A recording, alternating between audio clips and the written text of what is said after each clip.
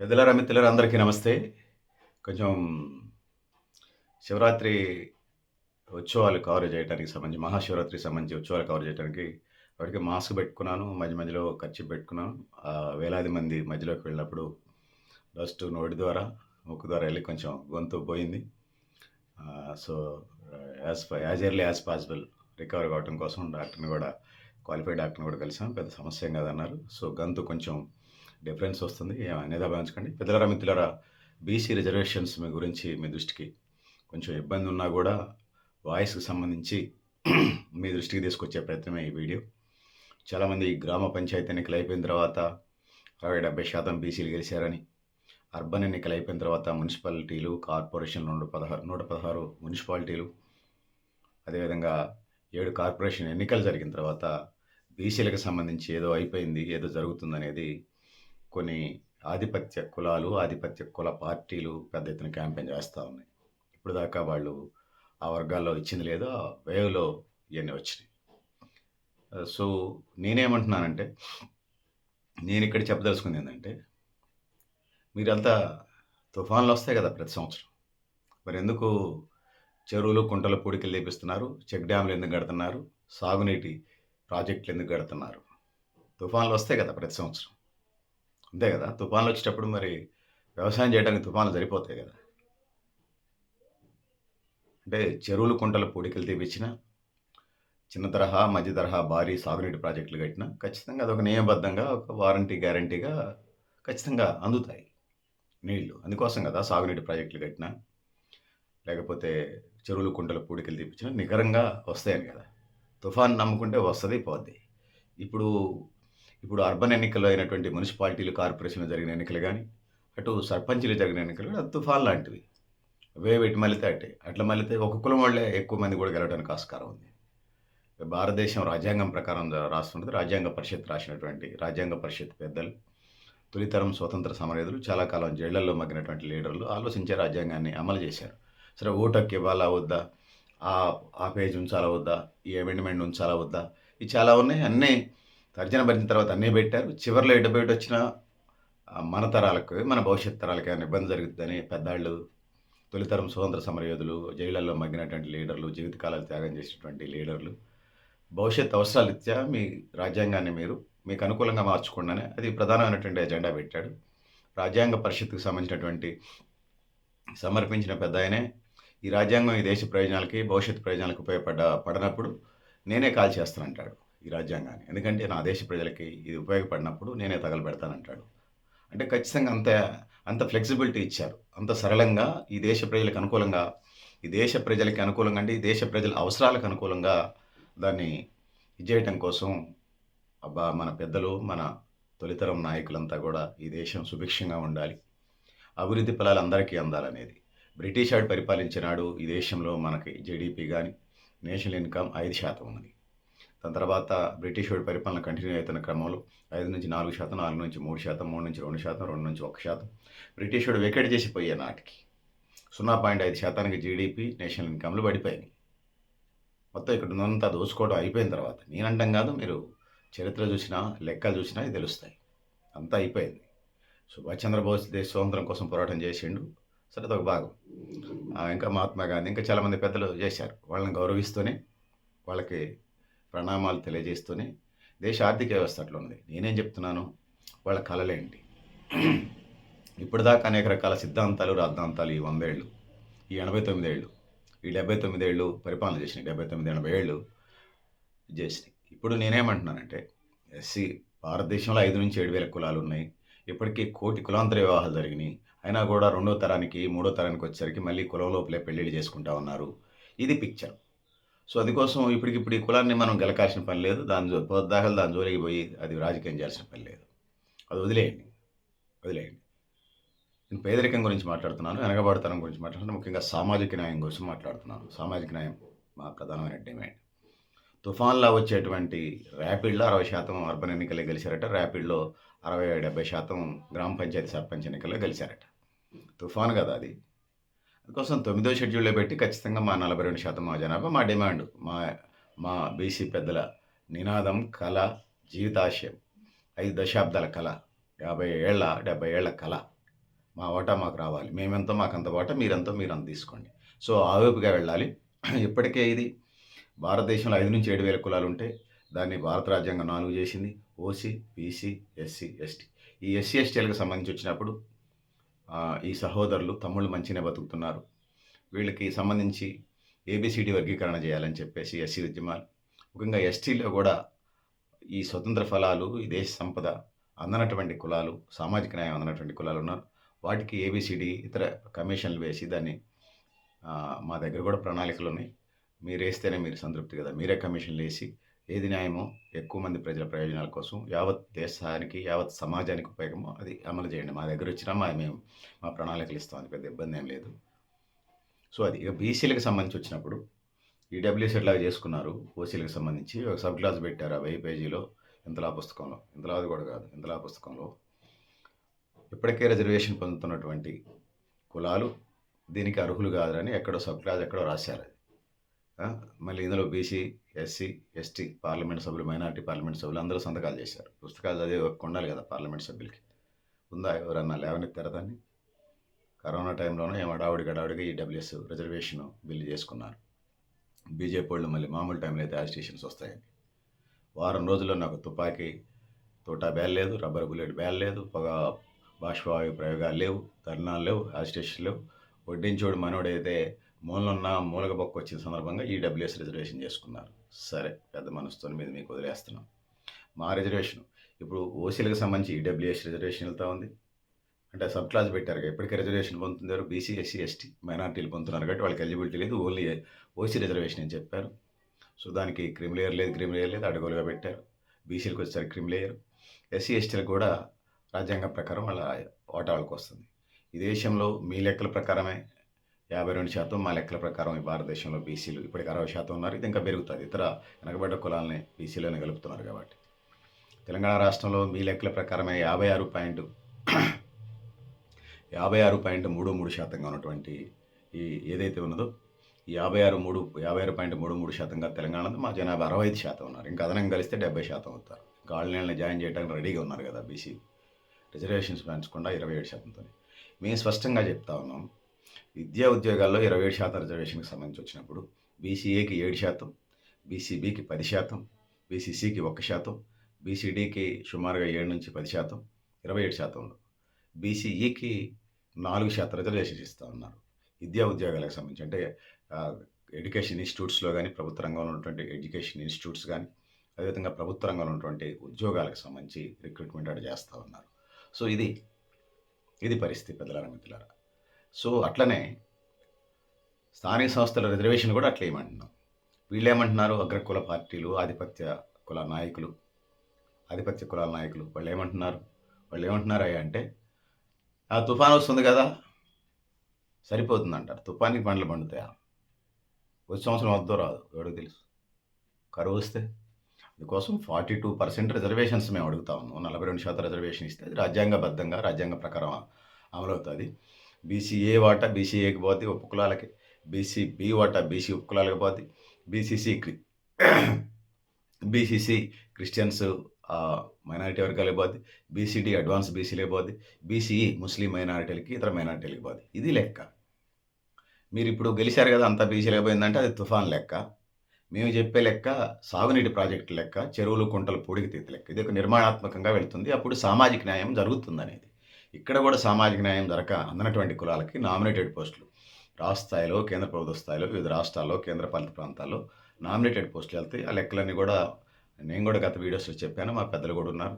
నాతో పాటు ఏమైనా మీరు చర్చలకు వస్తే మా పెద్దలు మీ స్థాయిని బట్టి మీరు కోరుకున్నటువంటి పట్టణ స్థాయి, ఎమ్మెల్యే సెగ్మెంట్ స్థాయి, జిల్లా స్థాయి, ఎంపీ పార్లమెంట్ స్థాయి లీడర్ల, లేకపోతే రాష్ట్ర స్థాయి నాయకుల, జాతీయ స్థాయి నాయకుల మీకు అన్ని లెక్కలు ఇవ్వడానికి సిద్ధంగా ఉన్నారు. ఇప్పటికే అధికార ప్రతిపక్ష పార్టీలకి, కేంద్రంలో రాష్ట్రంలో అధికారంలో ఉన్న పార్టీలకి ఇప్పటికే అవన్నీ ఇచ్చేశారు. వాళ్ళు చదివే ఒప్పుకుంటుంటే చదువుతారు. చదివినా కూడా మనకెందుకు లేని కామ్గా కూడా ఉంటున్నారు. వాళ్ళ వ్యక్తిగత రాజకీయ భవిష్యత్తు ఎక్కడ దెబ్బతింటుందోనని. సరే, అట్లా ఉంచండి. సరే, వ్యక్తుల జోలికి నేను వెళ్ళదలుచుకోలే. సో, సైద్ధాంతికంగా నేను చెప్పదలుచుకున్నాను. అయ్యా, ఉన్నదాన్ని మీరేదో తుఫాన్లాగా జరిగిన వాటికి ఇదే అంతా వర్షం వచ్చింది, బావులని నిండి, బోర్లని నిండి అంటే కాదు. ఖచ్చితంగా ఊరన్న తర్వాత వాటర్ ట్యాంక్ కట్టాలా, ఆ వాటర్ ట్యాంక్ నుంచి మంచినీటి సరఫరా చేయాలి. అది నిర్మాణం. వర్షాలొచ్చినాయి బాయిలు నిండినాయి అంటే సేఫా? వర్షాకాలం తాగే నీళ్ళు బాయిలల్లో తాగే నీళ్ళు సేఫ్ కాదు గదా అవి. ఈ పరిస్థితులన్నీ ఉన్నాయి గదా! అందుకోసం మేము నిర్మాణాత్మకంగా రిజర్వేషన్స్ అడుగుతా ఉన్నాం. మీరేమో అది వచ్చేసిందని అంటున్నారు. అది రాదు. నేను చెప్తున్నాను బీసీల్లో అడ్వాన్స్ బీసీలున్నారు. 4 విభాగాలున్నాయి. అడ్వాన్స్ బీసీలు, మాలాంటి సాకలి మంగళ ఎంబీసీలు, అర్ధ సంచార బీసీలు, సంచార బీసీలు వీళ్ళకి ఆధార్ కార్డు, రేషన్ కార్డులు కూడా లేవు. ఇది మేము అడుగుతా ఉన్నాం. ఇది మేము కోరుతా ఉన్నాం. ఇది మేము చెప్తా ఉన్నాం.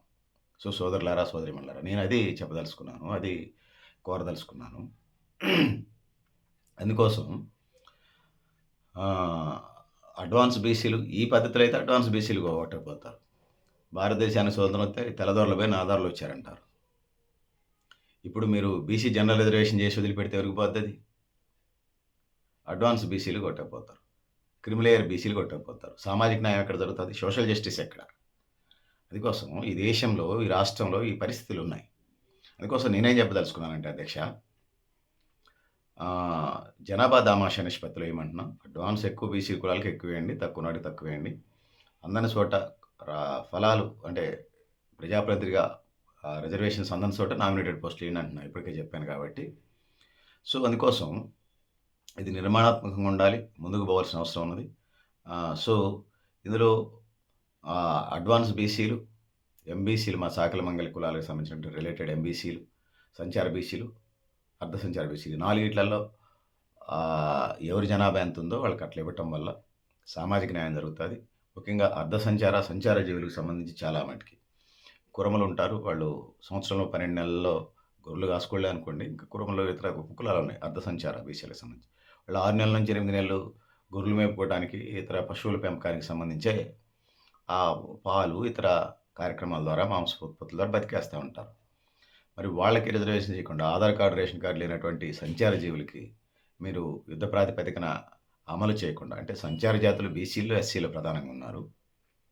ఎస్సీలో 20% 20% ఉంటే బీసీల్లో ప్రధానంగా 80% సంచార బీసీలు ఉన్నారు. అందుకోసం మా బాధ అంతా. బీసీ అరిచేతిని అడ్డుపెట్టి బీసీ ఉద్యమాన్ని ఆపలేరు, అది ఎవరు కాదనరు. కానీ ఆ బీసీ ఉద్యమం ఈ దేశ స్వతంత్ర ఫలాలు అందరికి అందేలాగా చేసిందా?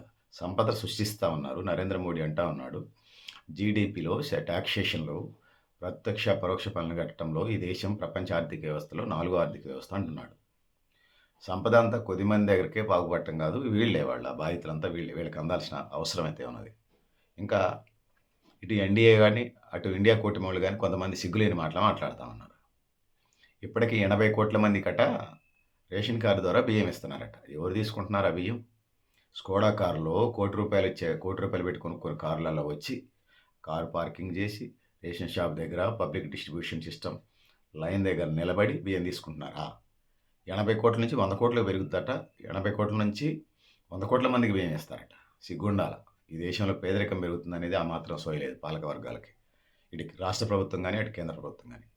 ఎవరు వాళ్ళంతా? 80 కోట్ల మంది. వీళ్ళంతా ఓసీలో ఉన్నటువంటి నిరుపేదలు, బీసీ, ఎస్సీ, ఎస్టీలో ఉన్నటువంటి జనాభా ఎక్కువ ఉన్నది కాబట్టి వీళ్ళే కదా పేదలు.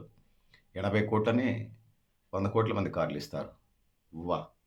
నలుగురు నవ్విపోదురు కాబట్టి నాకేటి సిగ్గు అన్న చందంగా తయారైంది మీ బతుకులు.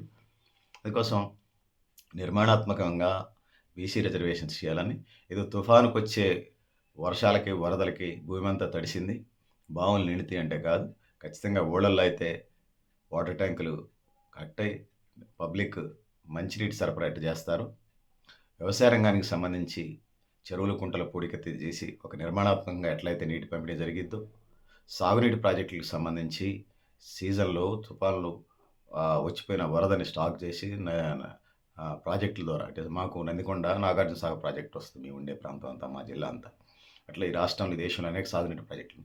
అట్లా నిర్మాణాత్మకంగా వెళ్ళాలి, లేకపోతే ఆకాశవాయు పంటలతోని పంటలు పండించలేము. ఇట్లా గాలికి వచ్చేటువంటి ఈ క్రిమిలేయర్లు, ధనికులకు వచ్చేటువంటి రిజర్వేషన్ ద్వారా సామాజిక న్యాయం జరగదు. ఖచ్చితంగా విజ్ఞులు అయిన పెద్దలు ఆ వైపుకి ఆలోచించాలి. చాలామంది పెద్దవాళ్ళు మాట్లాడుతుంటే కొద్దిగా బాధ వేస్తూ ఉంది. పైన మాట్లాడుతూ ఉన్నారు, ఉపరితలం మీదనే మాట్లాడుతున్నారు కొంతమంది రాష్ట్ర నాయకులు, జాతీయ నాయకులు. కులాన్ని ఉపరితలం మీదనే మాట్లాడుతూ ఉన్నారు.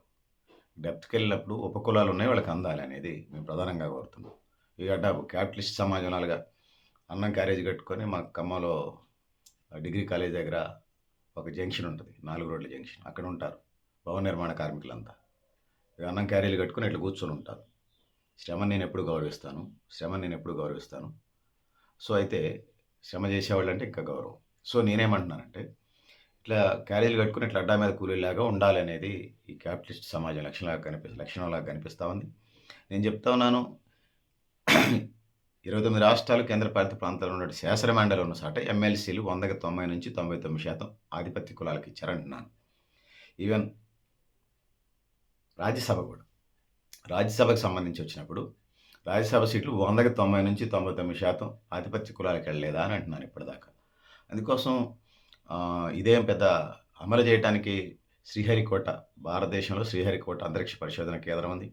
ఆడ నుంచి బుధగ్రహం మీదకి, గురుగ్రహం మీదకి, చందమామ మీదకి, చంద్రుడి మీదకి శాటిలైట్స్, ఉపగ్రహాలు పంపిస్తా ఉన్నాం. ఈ భూమి మీద ఉత్పత్తి తగ్గితే, ఖనిజ వనరులు తగ్గితే, ఆక్సిజన్ తగ్గితే, భూకంపాలు వస్తే, ఇతర సమస్యలు వచ్చినప్పుడు అక్కడ పోయి జీవించుతాం అనేది దానికి సంబంధించి ప్రయోగాలు జరుగుతున్నాయి. స్వాగతిస్తా ఉన్నాం. కానీ అంత కష్టమైన పని కాదు ఇది. బీసీ రిజర్వేషన్లు అమలు చేయటం. ఇప్పటికే విద్యా ఉద్యోగాల్లో రిజర్వేషన్ అమలు చేస్తున్నారు 27%.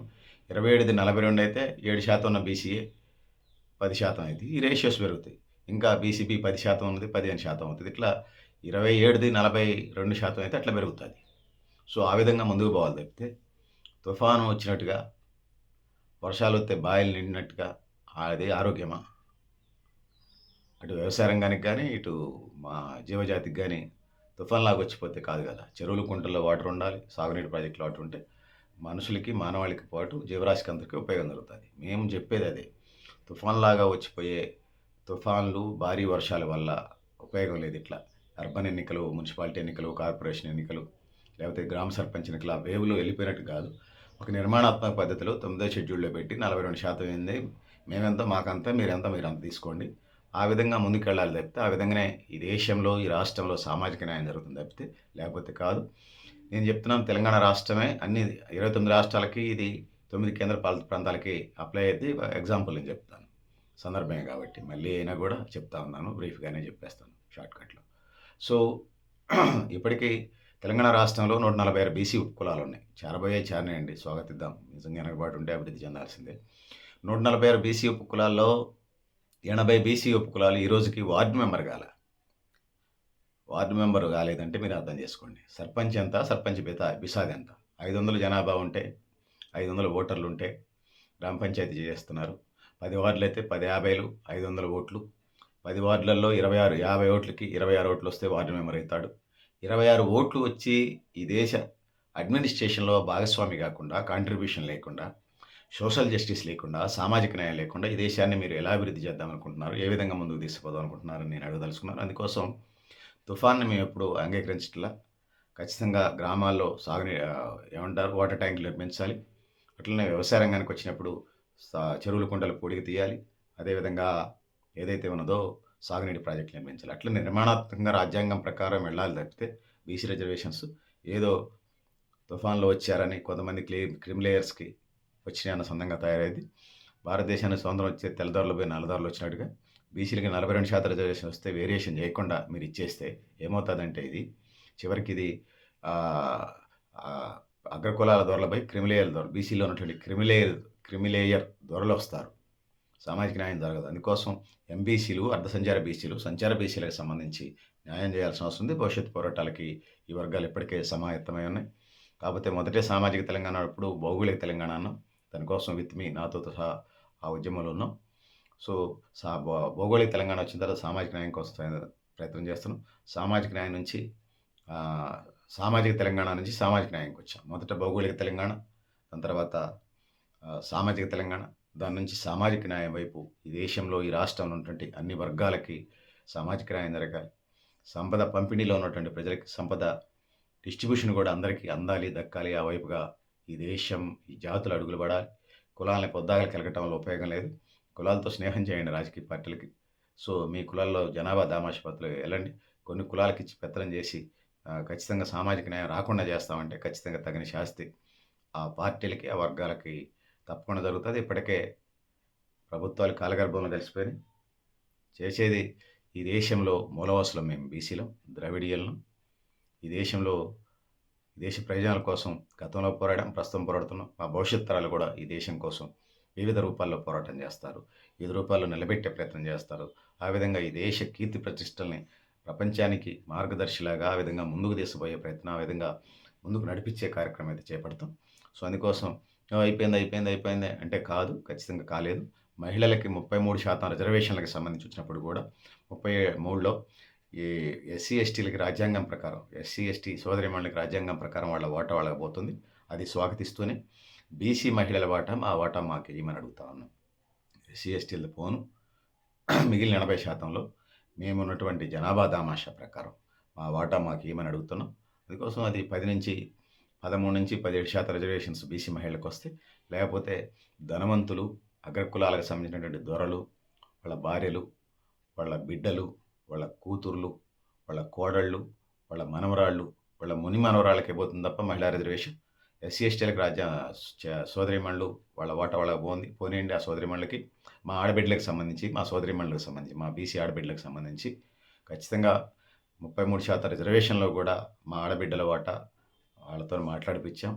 మనము మాట్లాడుతున్నాం. భవిష్యత్తులో దీని మీద పోరాటాలకి, కార్యాచరణకి ప్రయత్నం చేస్తామని తెలియజేసుకుంటూ, ఇప్పటికే స్టేట్ లెవెల్‌లో, నేషనల్ లెవెల్‌లో 33% రిజర్వేషన్ బీసీ మహిళల వాటా బీసీలకి ఇవ్వాలని చెప్పేసి, లేకపోతే దొరసానులు వస్తారు తప్పితే శ్రామిక మహిళలు రారు, అట్టడుగు వర్గాల మహిళలు రారు, బహుళ జాతులకు సంబంధించినటువంటి సంస్థలకి ఏజెంట్లు, వాళ్ళ తాబేదారులు వస్తారు.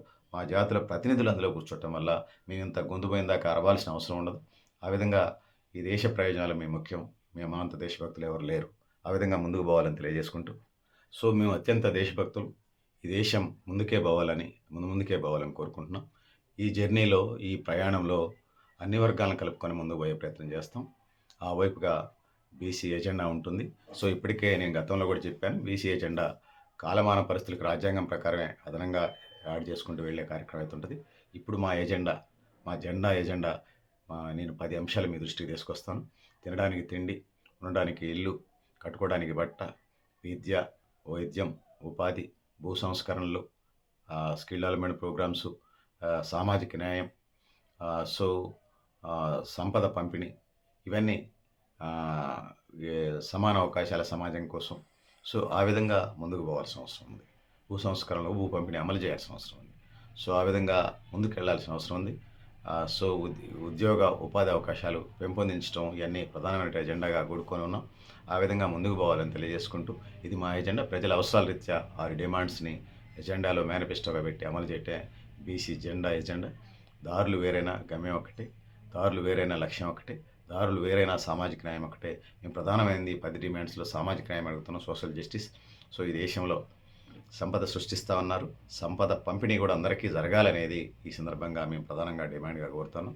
ఆ వైపుగా అడుగులు పడాలని తెలియజేసుకుంటూ, సో, పెద్దలారా, మిత్రులారా, మీరు కూడా మీ అభిప్రాయాలను కామెంట్ బాక్స్‌లో రాయని తెలియజేస్తూ, నేను Garidepalli Satyanarayana, new Lakshya organisation. Thank you one and all పెద్దలారా, మిత్రులారా.